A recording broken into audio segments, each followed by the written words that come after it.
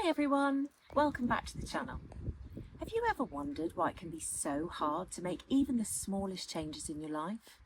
Maybe you want to feel more confident, become a better rider, or get fitter, healthier, or more organised. Transformation sounds so enticing, doesn't it?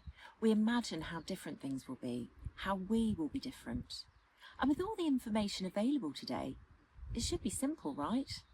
Well, apparently not. I worked with a lady recently who was actually a nutritionist. She had all the knowledge about food, health, and weight loss, but she still couldn't figure out why she couldn't lose weight herself. And here's what I said to her: because information isn't transformation. It doesn't matter what we know. What matters is what we do, the actions we take each and every day. So why does change feel so hard? Well, it's not just about willpower. Our brains are naturally resistant to change. Over the years, we build deeply ingrained neural pathways, and those habits are hard to shift. In fact, neuroscientist Wendy Wood found that around 43% of our daily actions are habitual, and that means we're on autopilot for almost half the day. So think about it in your riding. How often do you find yourself repeating a habit in the saddle, even though your trainer is telling you to do something completely different? That's your brain on autopilot. The good news is we can change, but the way we go about it really matters. So how can we make change easier? Well, instead of going all out and trying to transform everything at once, we need to be more measured and considered in our approach. For change to stick, the actions we take need to be specific, accessible, sustainable, and wherever possible, enjoyable. So let's break those down. Specific, because being vague won't get you results. I want to be fitter doesn't cut it.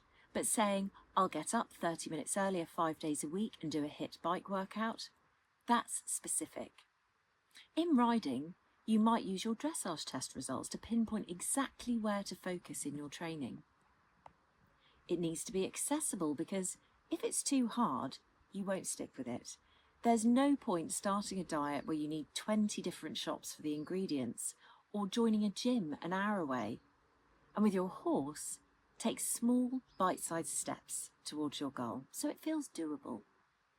And sustainable, because even if I waved a magic wand and gave you your dream result, you'd still have to change your behaviour to maintain it. And that's why quick fixes don't last. So choose actions that fit into your life. And finally, enjoyable. When someone asks what's the best exercise, the real answer is the one you'll actually do. And the same's true with riding. Choose things you and your horse enjoy. If it feels fun, you'll be much more likely to keep going. And we want to embrace the power of small actions. And here's where most people trip up. They try to change too much, too soon. And then what happens? Overwhelm, burnout, quitting. But research shows the opposite approach works better. Behavioural scientist B.J. Fogg found that small behaviours unlock big changes because they bypass the brain's resistance to dramatic shifts.